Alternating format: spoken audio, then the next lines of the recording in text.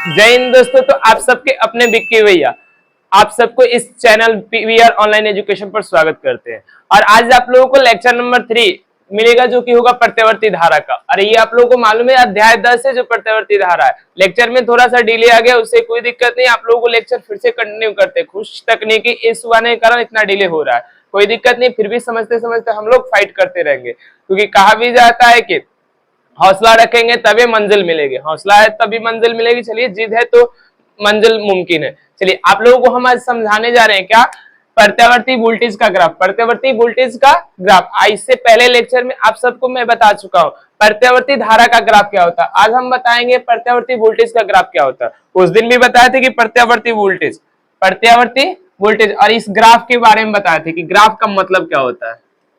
तो ग्राफ का मतलब बताए थे कि कभी भी आपको ग्राफ खींचना हो तो क्या चाहिए, पहले आपको समीकरण चाहिए, पहले आपको समीकरण चाहिए, फिर आप इस समीकरण की सहायता से कहां खींचना चाहते हैं।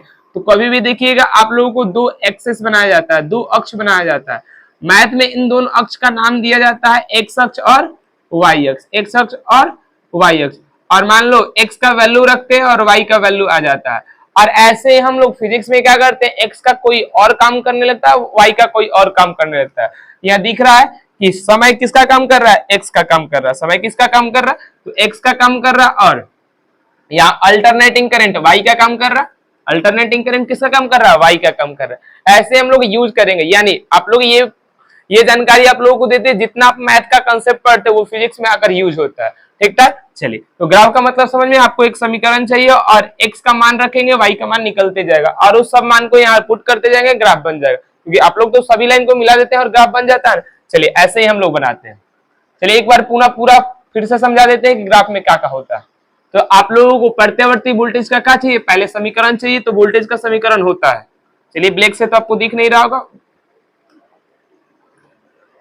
V बराबर v naught sine omega t. तो क्या सर समीकरण लिख दिए, हाँ समीकरण लिख दिए कि समीकरण होता है v naught sine omega t. अब आप लोगों को क्या करना है, एक्स अक्ष पर किसको बताया है, वाई अक्ष पर किसको बताया है। तो ग्राफ में आप लोगों को दिख रहा है एक्स अक्ष पर हमने समय को बताया और वाई अक्ष पर अल्टरनेटिंग करंट यानी प्रत्यावर्ती धारा को बताया है।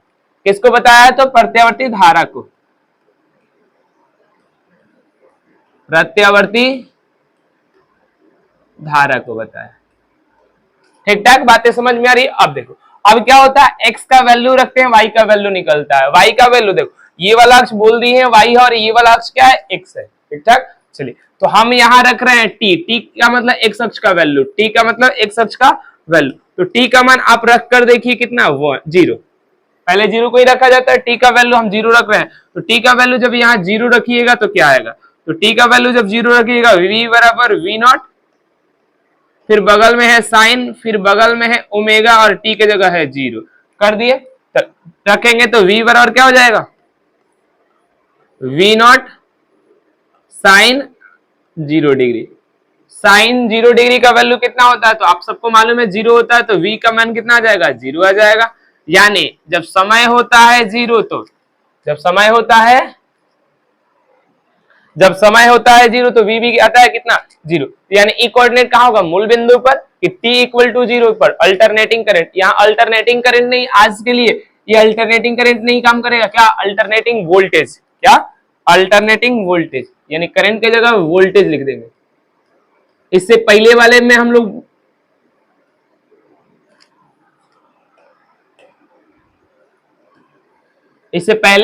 लोगों ने डिस्कशन किया था अल्टरनेटिंग करंट के बारे में। आज वाई अक्ष पर किसका वैल्यू रहेगा, अल्टरनेटिंग वोल्टेज का वैल्यू रहेगा। हिंदी में बोले तो प्रत्यावर्ती वोल्टेज का, धारा नहीं वोल्टेज का होगा। ठीक है। चलिए अब तो पहला कोऑर्डिनेट हमको कहां मिलेगा, तो मूल बिंदु पर। मूल बिंदु पर क्या, तो समय 0 है तो वोल्टेज भी 0 है। क्लियर। अब ऐसे हम धीरे धीरे चल रहे हैं, समय का मान हम रख रहे हैं कितना, तो समय का मान यहाँ आ गए। अब इस समय पर दिख रहा है कि एक लाइन जा रही है, इस लाइन पर यहाँ एक वैल्यू मिलेगी वाई अक्ष पर। इस वैल्यू को हम लोग नाम बोलेंगे वी नॉट। और किस समय पर मिलेगी सर, तो t/4 पर मिलेगी, t/4 पर मिलेगा। t/4 पर प्रत्यावर्ती वोल्टेज का क्या होगा, वैल्यू मिलेगी वी नॉट। और यहाँ पर हम लोगों का बिंदु मिलेगा, दोनों बिंदु को ऐसे मिला देंगे तो एक ग्राफ बनेगा। ठीक है। अब कहिएगा सर ये वैल्यू आपको क्या याद था कि आगे, तो इससे पहले वाले जस्ट लेक्चर में हम बताएंगे T/4 पर प्रत्यवर्ती करंट हो या प्रत्यवर्ती वोल्टेज उसका मैक्सिमम वैल्यू मिलता है, उसको उतना डिस्कशन नहीं करते, पहले में बहुत विस्तृत से बताएं। फिर ऐसे चलते चलते हम लोग किस पर आ जाए, T = T/2 पर, T/2 पर तो फिर से प्रत्यवर्ती वोल्टेज कितना हो जाता है, शून्य हो जाता है। फिर ऐसे चलते चलते हम लोग कहाँ आ जाए, फिर इस बिंदु पर आ जाए, तो ये समय मतलब चलते चलते समय बढ़ाते जाए, समय बढ़ाते बढ़ाते हमने कितना कर दिया, चलिए समय को बढ़ाते बढ़ाते हमने कितना कर दिया 3T/4। तो फिर से हम लोगों का v का वैल्यू कितना हो जाएगा, v माइनस वी नॉट, ठीक है। फिर यहां से समय बढ़ाते बढ़ाते यहां कर दी, यहां समय कितना हो गया, t हो गया, समय कितना हो गया, तो t हो गया। इस t पर क्या दिक्कत आ रहा है बार बार, चलिए इस, अच्छा लॉक हो गया, चलिए छोड़ते हैं इसको। टी पर फिर से देखा जाए तो ग्राफ कहां पहुंच गया, एक्स अक्ष पर, यानी ये जो दिख रहा है ना कर्व की बात थी, ये किसको प्रदर्शित कर रहा है, तो प्रत्यवर्ती वोल्टेज को प्रदर्शित कर रहा है। और ये बोला जा रहा है जो कर्व है, देखो कर्व जब समय यानी एक्स अक्ष पर यहाँ वैल्यू तो समय होता, जो जब समय 0 है तो कर्व पिका गया एक्स अक्ष पर तो 0 हो गया। अब देखो ऐसे ही से बढ़ाते बढ़ाते बीच में गए, इस मान को डायरेक्ट बोलिए, इस मान में हम क्या कर देंगे, टी से T/2 जोड़ देंगे, टी में T/2 जोड़ेंगे तो कितना आ जाएगा 3T/2, 3T/2, और यहाँ हम लोगों का क्या हो जाएगा, टोटल समय 2T हो जाएगा। अब कहिएगा सर बीच का समय नहीं बताइएगा क्या, तो बीच का समय निकालने के लिए T में कितना जोड़ दीजिए, T/4 जोड़ दीजिए, T/4 जोड़िएगा तो कितना आ जाएगा 5T/4 आ जाएगा, तो 5T/4, और बीच का यहाँ समय कितना होगा, तो 3T/2 प्लस T/4 कितना, तो यहाँ एलसीएम कितना 4 हो जाएगा, 3T होगा, फिर कितना 6T होगा, 2 दूना तो 6T हो जाएगा, यहाँ T 7T/4, एलसीएम सही किया ना, 2 4 का एलसीएम 4, 2 दूना 4, 3 दूना 6 और T क्लियर है, तो ये कितना आ जाएगा 7T/4 आ जाए। तो ये हम लोगों का रहा ग्राफ का डिस्कशन, और ये ग्राफ जो दिख रहा है किसका ग्राफ है, तो प्रत्यावर्ती वोल्टेज का ग्राफ है। प्रत्यावर्ती वोल्टेज का अगर बोला जाता पूरा का पूरा साइन ग्राफ है, कौन सा ग्राफ है, साइन ग्राफ, जया ग्राफ हिंदी में बोलते हैं, क्लियर। तो बातें समझ में, आप लोग ये हेडिंग डाल लीजिए और ये ग्राफ बना लीजिएगा। चलिए इसमें पूरे के पूरे इरेज करते हैं, आप लोगों को मालूम चल गया कि किस वैल्यू पर वोल्टेज का मान क्या होता है। चलिए इसको ऊपर करते हैं, उम्मीद करते हैं आप लोगों को बातें समझ में। देखो हम समझाना क्या चाह रहे थे, हम समझाना यही चाह रहे हैं कि टी जब 0 होता है तो v कितना होता है, टी जब T/4 होता है तो v कितना होता है, टी जब T/2 होता है तो v कितना होता है, टी जब t होता है तो फिर से v का मान कितना होता है, यही समझाना चाहते थे इस ग्राफ से, क्योंकि ग्राफ जब भी आपको दिखेगा तो वैल्यू पता चल जाती है, ठीक है। चलिए अब दूसरा टॉपिक को डिस्कशन करते हैं। दूसरा टॉपिक आइए देखते हैं क्या है। तो आज दूसरा टॉपिक देखो, ये टॉपिक आप लोगों को पिछले क्लास में शायद डिस्कशन हो चुका था, औसत मान, प्रत्यावर्ती धारा का औसत मान, ये डिस्कशन हो चुका था। चलिए अब बारी किसका है, औसत मान का व्यंजक भी शायद हो चुका था एक चक्र और आधे चक्र में। हाँ आज हम डिस्कशन करने जा रहे हैं किसको,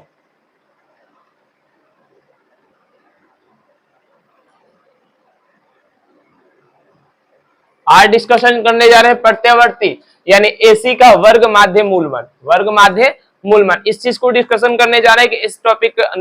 अब देखो आप लोगों के ये एग्जाम में यानी क्लास 12 के एग्जाम में ये 5 मार्क्स का बनता है, और इसका डेरिवेशन थोड़ा सा लंबा है लेकिन बहुत इजी है, लंबा है लेकिन बहुत इजी है, आप लोगों को पूरा का पूरा समझ में आएगा। क्या हम बात बोले, तो आगे सबसे पहले बता दें कि वर्ग माध्य मूल मान क्या होता है, वर्ग माध्य मूल मान क्या होता है, तो आइए वर्ग मान, लेकिन फिर किसका, तो प्रत्यावर्ती धारा का। तो आइए हेडिंग डालते हैं।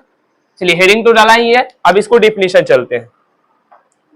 तो डिफिनीशन के लिए सबसे पहले आप लोग जानिए सूत्र को, सबसे पहले जानेंगे सूत्र को, सूत्र के अनुसार ये डिफिनीशन निकल कर आता है।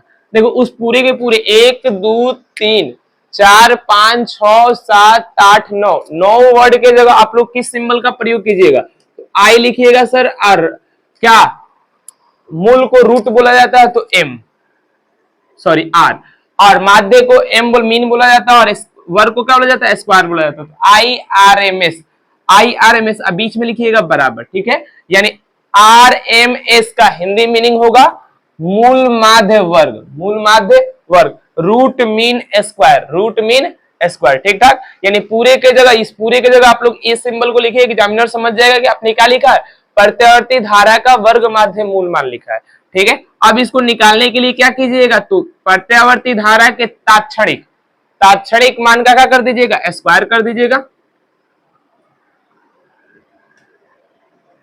चलिए, प्रत्यावर्ती धारा के तात्क्षणिक मान का क्या कर दीजिएगा, स्क्वायर कर दीजिएगा, यानी वर्ग कर दीजिएगा। बोला है ना कि वर्ग कीजिए, वर्ग कर दीजिएगा, फिर माध्य निकाल दीजिएगा। सर माध्य कैसे निकाला जाता है, तो बगल में dt लिख दीजिएगा और नीचे भी dt लिख दीजिएगा, समाकलन कर दीजिएगा जहां से जहां बोलेगा। तो हमेशा आप लोगों के लेवल में 0 से TA बोलेगा तो 0 से TA बोल दे रहे हैं, 0 से T, यानी इस अंतराल में आई स्क्वायर का माध्य मान, आई स्क्वायर का माध्य मान। यहाँ T1 से T2 भी हो सकता है, लेकिन आपके लेवल में एक चक्र में ही आता है तो उस एक चक्र को ही लेते हैं।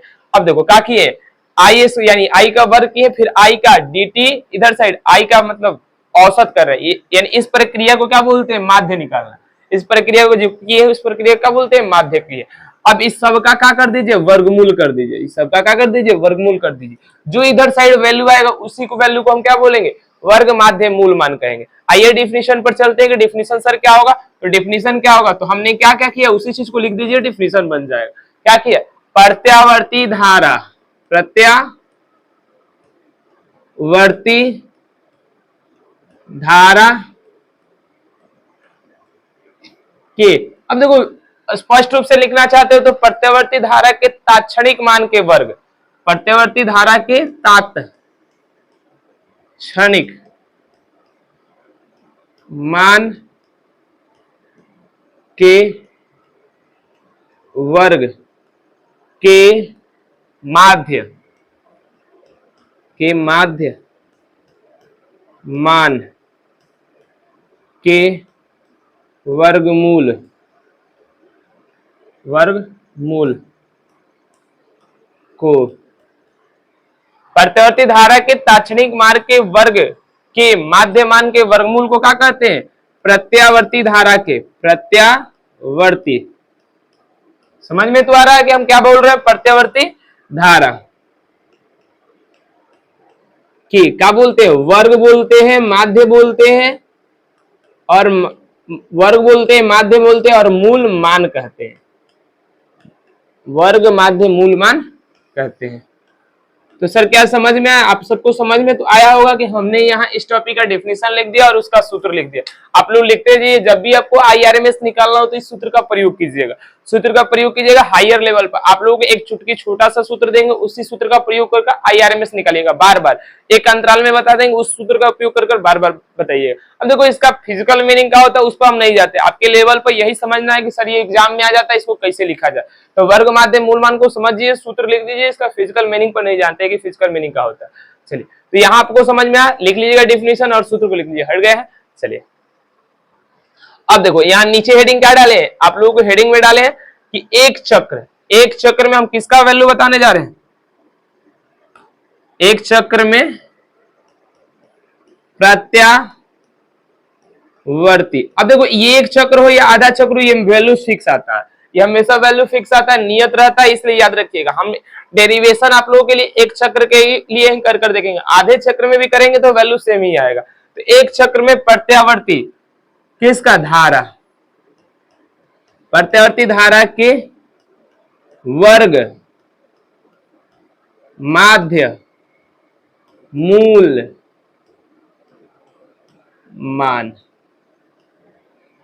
ठीक है। अब इसको सिंबल में बोले सर जी क्या लिखेंगे, तो आई लिखेंगे, RMS लिख देंगे। कितना आएगा, तो आई नट से आप लोग को परिचित है, आई नट का मतलब प्रत्यावर्ती धारा का शिखर मान। और इसमें किससे डिवाइड कर देंगे, √2 से डिवाइड कर देंगे, जो आता है उसी का बोलते हैं एक चक्र में प्रत्यावर्ती धारा का वर्ग माध्य मूल मान कहते हैं। और आप लोगों को ये सूत्र से ज्यादा इंपॉर्टेंस इस सूत्र को मानना है अपने एग्जाम में। जब भी आपसे वर्ग माध्य मूल मान पूछेगा कोई तो कहिएगा आई नट बट्टा √2 होता है, आई नट बट्टा आई आया कैसे, तो इस सूत्र का प्रयोग कर ही आएगा, इस सूत्र का प्रयोग कर ही आएगा। तो इसी चीज का व्यंजक पूछा जाता है। क्या पूछा जाता है कि प्रत्यावर्ती धारा के वर्ग माध्य मूल मान तथा शिखर मान के बीच क्या संबंध होता है, ऐसे पूछा जाएगा कि प्रत्यावर्ती धारा के वर्ग माध्य मूल मान और प्रत्यावर्ती धारा के शिखर मान में क्या संबंध होता है। संबंध तो यहाँ हम लोग लिखे हैं, अब संबंध को क्या कर देंगे, डेरिवेशन से लाएंगे। कैसे डेरिवेशन कर लाते हैं, उम्मीद करते हैं आप लोगों को यहाँ बातें समझ में आ रही होगी हम क्या बोले। ऊपर समझाए क्या, वर्ग माध्य मूल मान क्या होता है, और यहाँ एक चक्र में प्रत्यावर्ती धारा के वर्ग माध्य मूल मान समझाती। आइए अब यहाँ इसके 5 नंबर वाले टॉपिक पर डिस्कशन करते हैं। डिस्कशन में क्या करेंगे, आइए चलिए अब हम लोग डिस्कशन करने जा रहे हैं। देख लेते हैं अगला स्लाइड में क्या है, उसके बाद डिस्कशन करते हो सकता है हम लिखे होंगे प्रत्यावर्ती वोल्टेज का वर्ग माध्य मूल मान। देखो इसका भी डेफिनेशन सेम होगा। सबसे पहले धारा को डिस्कशन कर लेते हैं, उसके बाद इस पर चर्चा करेंगे। चलिए अब हेडिंग डालिए व्यंजक में। क्या हेडिंग डालेंगे, तो हेडिंग ये डालिएगा क्या, प्रत्यावर्ती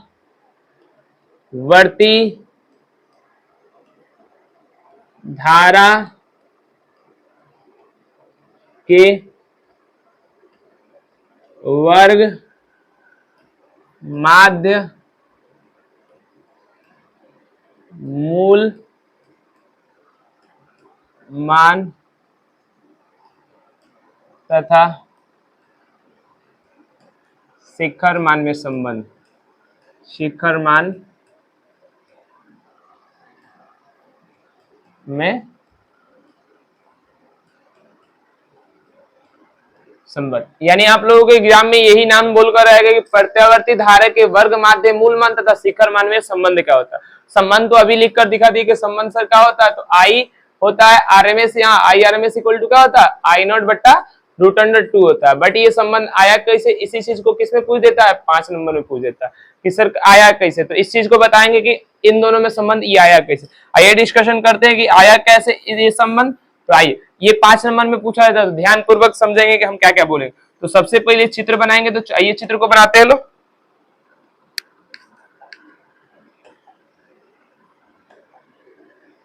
तो चित्र में पहले किसको बना दे, एक्स अक्ष को बना दे, क्योंकि चित्र बनेगा संबंध के लिए आप लोग पहले चित्र बनाइएगा, उसके बाद कुछ कीजिएगा।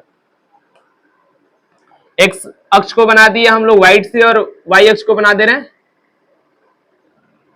वाई अक्ष को बना दे रहे हैं येलो से।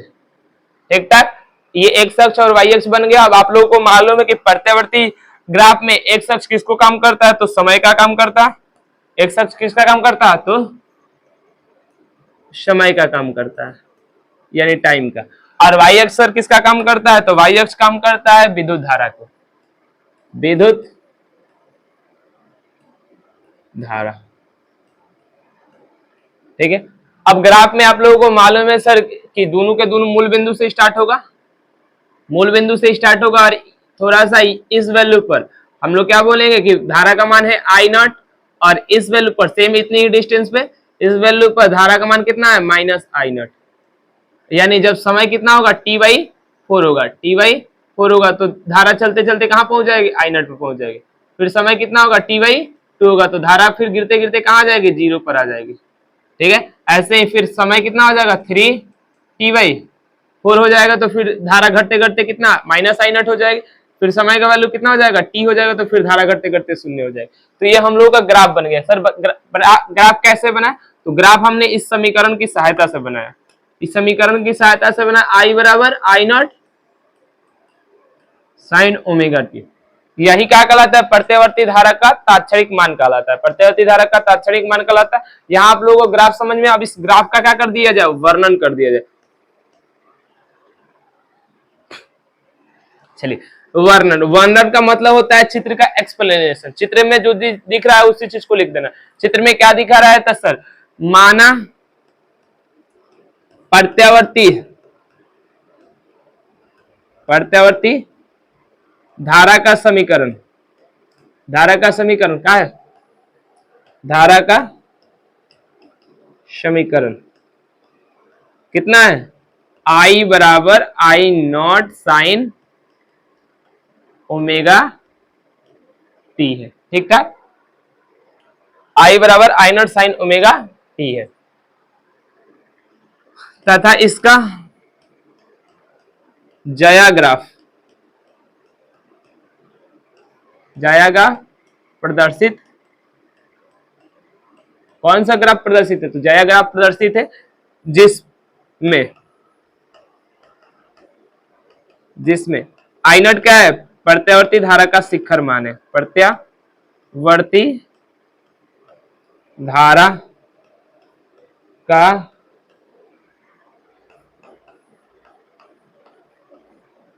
शिखर मान है, शिखर मान है।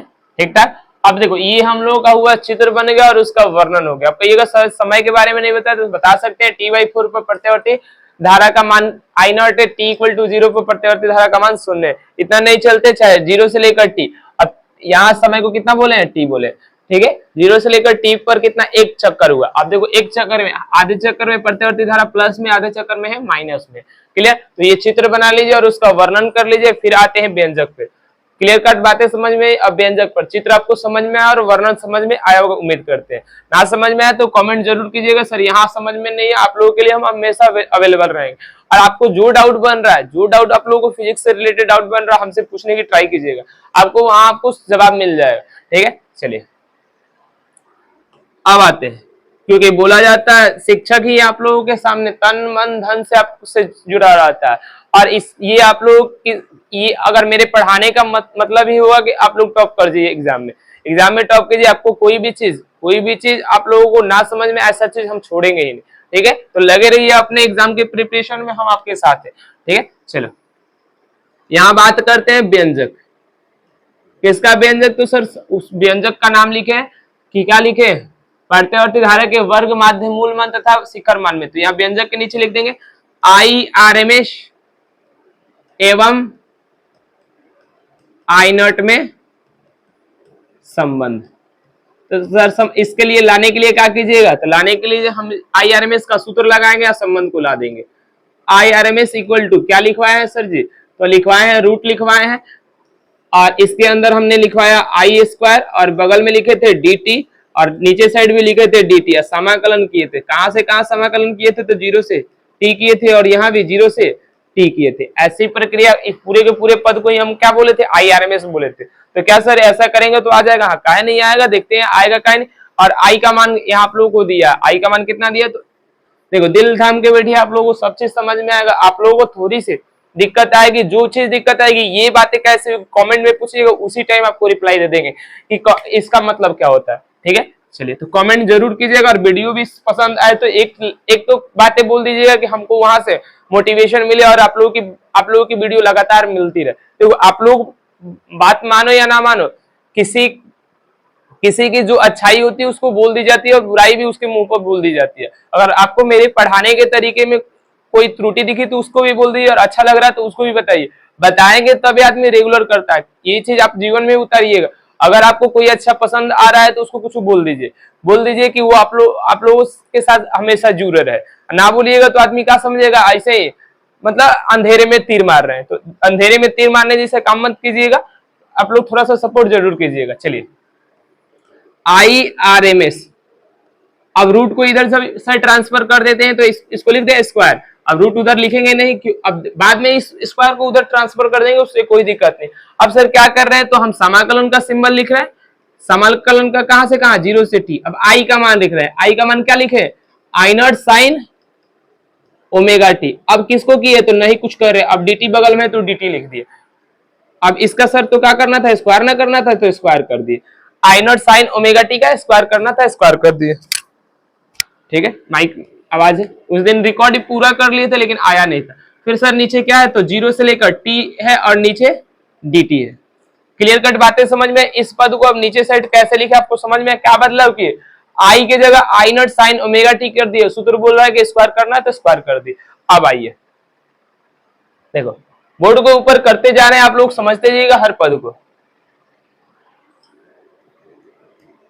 IRMS इधर साइड क्या लिखे हैं सर जी, तो IRMS का स्क्वायर लिखे। ठीक है, अब इधर साइड हम क्या कर रहे हैं, तो सबसे पहले जो अंदर है उसको स्क्वायर कर लेते हैं। 0 से लेकर T, अंदर साइड I0 का क्या हो जाएगा, स्क्वायर हो जाएगा। फिर साइन का भी स्क्वायर हो जाएगा। बगल में कौन है, ओमेगा T, और नीचे साइड कौन है, नीचे साइड बगल में तो DT और नीचे साइड कौन है, DT। आप लोग जानते हैं DT का समाकलन क्या होता है, T होता है। कोई बायोलॉजी का होगा तो जान जाए, DS का समाकलन S, DV का समाकलन V, और dt का समाकलन क्या हो जाएगा, तो t हो जाएगा। क्लियर है? ऐसे ही आप लोग dt का समाकलन क्या होता है, t होता है, तो यहां से dt का समाकलन t, तो t लिख देंगे।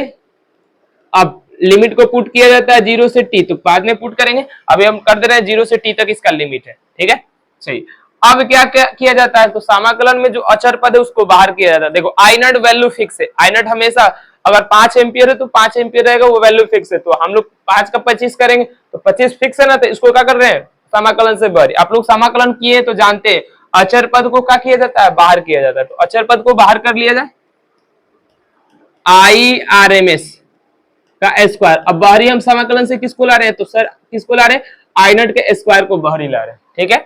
अब क्या करेंगे, तो 0 से t, अंदर कौन फंस गया है, तो साइन स्क्वायर ओमेगा टी फंस गया, और बगल में कौन है, तो dt है।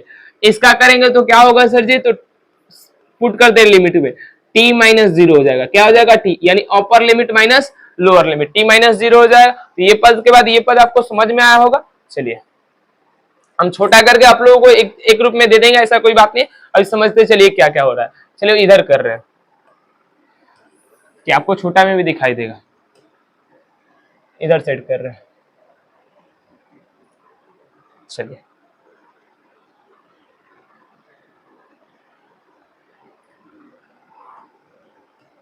ये तो दिखाई नहीं देगा, हम खाली लिखने के लिए बोल रहे हैं। अब क्या करें, चलिए एक पद को लिख दे रहे, दिखाई तो दे रहा होगा,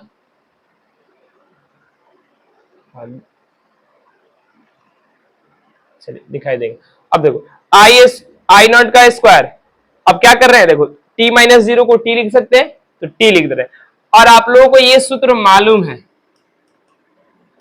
साइन स्क्वायर ओमेगा टी बराबर, साइन स्क्वायर ओमेगा टी बराबर क्या होता है, 1 माइनस कॉस 2 ओमेगा टी बट्टा 2। क्या ये सूत्र मालूम है आप लोगों को कि साइन स्क्वायर ओमेगा टी के जगह हम क्या लिख सकते हैं, 1 माइनस कॉस 2 ओमेगा टी बट्टा 2। नहीं पता है तो 1 मिनट समझ लीजिए, आपको समझ में आ जाएगा।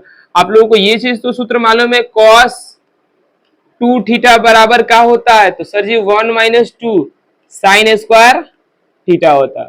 क्या होता है, तो 1 माइनस 2 साइन स्क्वायर थीटा होता है। अब यहां से अगर इसको इधर से ट्रांसफर कीजिएगा उसको उधर, मतलब हम बोल रहे हैं 2 कॉस 2 थीटा को उधर भेज दीजिए, 2 साइन स्क्वायर थीटा को इधर भेज दीजिए। चलिए भेजने का काम करते हैं, तो 2 साइन स्क्वायर थीटा इधर आ गया, और 1 तो पहले से यहाँ था ही, और ये उठकर उधर चला गया, तो उधर चलाएगा तो प्लस में तो माइनस में जाएगा, कॉस 2 थीटा, ठीक है। अब देखो ये 2 भी हमको नहीं चाहिए, क्योंकि हमको पुट क्या करना है, साइन स्क्वायर ओमेगा टी के जगह पुट करना है। तो यहाँ सर जी क्या करेंगे, तो आप लोग क्या कर लीजिएगा, साइन स्क्वायर थीटा कर लीजिए, और यहाँ 1 माइनस कॉस 2 थीटा, और इधर साइड 2 फालतू है, इधर साइड ट्रांसफर कर दी। अब देखो इससे आपको क्या समझिएगा, यहाँ देखो साइन के बगल में 1 थीटा है, तो कॉस के बगल में कौन थीटा है, 2 थीटा है, यानी यही बोल रहे हैं। देखो साइन के बगल में खाली ओमेगा है, तो कॉस के बगल में क्या जाएगा, 2 ओमेगा टी जाएगा। यानी आप लोग देखो समाकलन डायरेक्ट साइन स्क्वायर का नहीं होता है, समाकलन डायरेक्ट साइन स्क्वायर का नहीं होता है, तो उसको बदल कर हम करेंगे।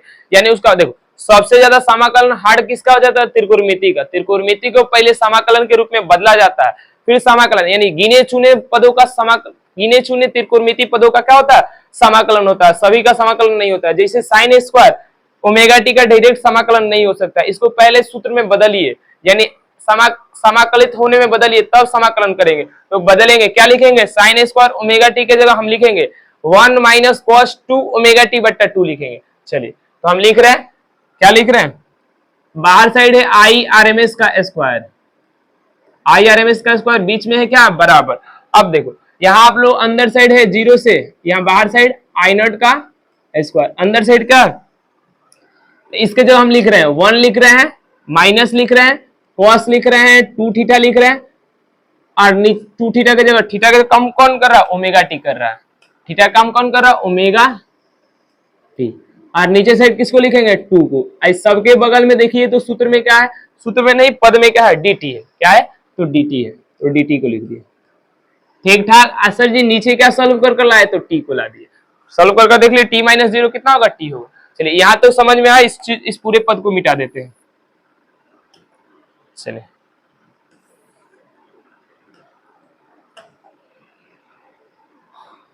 क्लियर। अब देखो यहाँ के बाद आपको समझा रहे हैं, क्या समझा रहे हैं, आई आर एम एस को तो आई आर एम एस ही लिख रहा है, स्क्वायर है तो स्क्वायर ही लिख रहे हैं। इधर साइड क्या आई नॉट का स्क्वायर है और इसी के नीचे हम टी को लिख दे रहे हैं, ठीक है।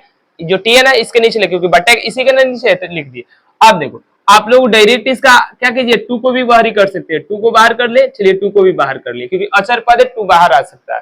और यहाँ का अंदर बचेगा वन बचेगा, माइनस बचेगा, कॉस बचेगा और टू बचेगा, फिर ओमेगा और बगल में टी बचेगा। इस सब को, इन दोनों पद का हम dt के सापेक्ष क्या कर देंगे, समाकलन। कहां से कहां करेंगे, तो 0 से t तक करेंगे, 0 से t तक। इतनी बातें समझ में, देखो लंबर है, थोड़ा समाकलन आप लोगों को आता है तो इजी रहेगा, ऐसा कोई बात नहीं। देखिए चलिए अब आई आरएमएस का स्क्वायर, फिर यहाँ आई नॉट का स्क्वायर, अब बगल में है 2 और t, 1 है 2 और t। अब आपको मालूम है समाकलन थोड़ा सा किए होंगे तो 1 और dt का समाकलन क्या हो जाता है, तो समाकलन करते हैं तो समाकलन का सिंबल गायब हो जाता है। 1 और dt का समाकलन क्या हो जाता है, तो t हो जाता है मान ले। फिर बीच में किसका सिंबल है, माइनस का सिंबल है, तो माइनस का लगा दिया। cos 2 ओमेगा t यानी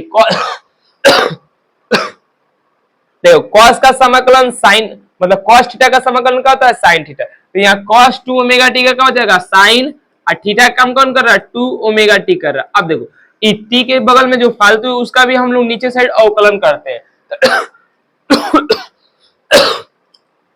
तो 2 ओमेगा टी का हम अवकलन करेंगे तो क्या मिलेगा, 2 ओमेगा मिल जाएगा। क्या मिल जाएगा, 2 ओमेगा। यानी हम बोल रहे हैं cos 2 ओमेगा टी का समाकलन क्या होगा, sin 2 ओमेगा टी और बट्टा 2 ओमेगा। अब देखो किसी को समझने में यही दिक्कत आएगा तो बोलिएगा तो समाकलन, आप लोग कमेंट कीजिएगा कि सर समाकलन, अब यही बताएंगे तो कोई तेज लड़का होगा काहे लिए सब फालतू की बात बोल रहे हैं। तो हमको बोलिएगा तब तो कि आपको समझ में नहीं आता, तब ना हम बताएंगे। हमको लग रहा है कि आपको समाकलन समझ में आता है तो हम यहाँ डायरेक्ट लिख दे रहे हैं कि इसके जगह ये होता है, क्योंकि आप लोगों को हम पूरा मान लो फिजिक्स के एंट्री में हम लोग समाकलन थोड़ी ना सिखाएंगे, समाकलन मैथ में सीख कर आया जाता है और उपयोग किया जाता है। अगर नहीं आएगा तो हम सिखाएंगे, उसके बाद उपयोग करना बताएंगे।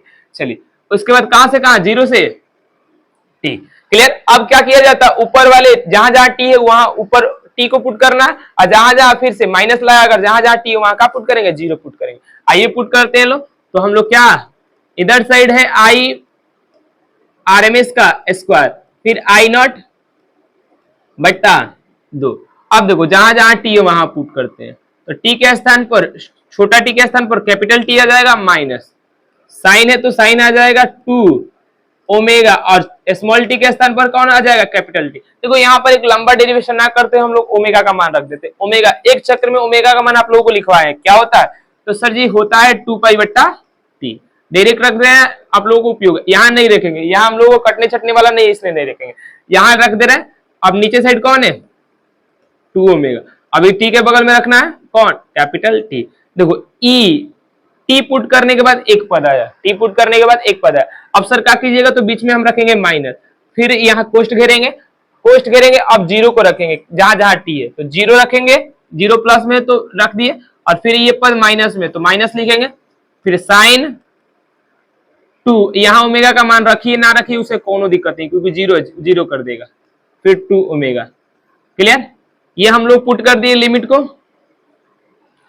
यहाँ हमने पुट कर दिया। अब देखो आप लोग देखिएगा तो टी से टी खत्म हो जाएगा, यहाँ 2 ओमेगा और 0 का मल्टीप्लाई करेंगे 0 आ जाएगा, तो साइन 0 का वैल्यू 0 होता है, और साइन 4 पाई का वैल्यू भी कितना होता है, तो 0 होता है। तो ये भी पद 0 बट्टा कुछ भी 0, 0 बट्टा कुछ भी 0 हो जाएगा, यानी ये पद 0, ये 0 और ये 0, यानी 0 माइनस 0 माइनस 0 माइनस 0 कितना 0, तो 0 ही ना होगा। 0 में से किसी चीज 0 को घटाइएगा तो 0 प्राप्त होता है। यानी चलो लिख देते हैं, हम यही बोल रहे हैं आई आरएमएस का स्क्वायर, और यहाँ आई नॉट का स्क्वायर बट्टा 2। अंदर साइड क्या बचेगा, तो सर अंदर साइड बचेगा टी बचेगा, माइनस, फिर यहाँ 0 बचेगा, फिर माइनस 0 बचेगा, अब प्लस 0 बचेगा। ठीक ठाक। अब यहाँ अंदर साइड सर जी क्या बचेगा, तो अंदर साइड बचेगा खाली टी, यहाँ टी छूट गया, हाँ टी छूट गया, आई नॉट का स्क्वायर और नीचे साइड बचा इसमें 2t, और अंदर साइड से क्या बचा, टी, टी से टी मर गया यानी कट गया। चलिए टी से टी कट गया, तो आप लोगों का अब यहाँ स्क्वायर, अब स्क्वायर को उधर से ट्रांसफर कर दीजिए तो क्या होगा, तो रूट में चला जाएगा, और रूट का काम क्या होता है, तो रूट का काम क्या होता है, जो दूगो हो तो उसको बाहर ही फेंक दिया जाता है। तो जो दूगो है, कौन दूगो है सर जी, तो दूगो सर जी आई नॉट है, आई नॉट है तो आई नॉट को बाहर ही फेंक दो, और कौन दूगो नहीं है, तो 2 दूगो नहीं है तो उसको अंदर रख दो, और यही आपका क्या है, आई आरएमएस और आई नॉट के बीच का संबंध है। अब देखो इसका संबंध एक और तरीके से लिखा जाता है, वैल्यू के फॉर्म में। वैल्यू के फॉर्म में कोई बोलता है IRMS तो कहिएगा 0.707, अब बगल में कह दीजिएगा I नॉट, ये भी एक संबंध होता है, दोनों संबंध को याद रखिएगा। उम्मीद करते हैं आप लोगों को पूरी की पूरी बातें समझ में आई होगी कि कैसे हम डेरिवेशन कर रहे हैं। और आप लोगों को देखो सिंगल डाउट हम नहीं सोच रहे कि आप लोगों के मन में सिंगल डाउट बचे, सिंगल डाउट बचे क्या होता है क्या नहीं होता। आप लोग बताइएगा कि सर जी यहाँ डाउट होता है, क्योंकि आप हमारे सामने तो बैठे नहीं है कि हम बताएंगे कि ये डाउट हो रहा है। आप लोग कमेंट में बताइएगा, उसका हम नेक्स्ट वीडियो में जरूर उसका उपचार करेंगे। और देखो ये सब चीज आपके लिए ही हो रहा है, और आप लोगों की क्लास यानी ऑफलाइन की क्लास में थोड़ी सी बातें कम समझ में आई होती है, तो यहाँ देख देख कर आप लोग उसको कंप्लीट करते हैं। तो ठीक है, तो इस वीडियो को हम लोग यहीं पर समापन कर रहे हैं। और आप लोगों को अगर वीडियो अच्छा लगा हो तो दोस्तों के पास शेयर जरूर कीजिएगा और सपोर्ट करने का काम जरूर कीजिएगा। पूरा आप लोग देखते हैं तो शुरुआत का सपोर्ट ही हम लोगों का मनोबल हाई करता है। और देखो मेहनत और जारी है, अब देखते हैं कहाँ पहुंचते हैं। ठीक है, इस वीडियो को समापन करते हैं। Thank you.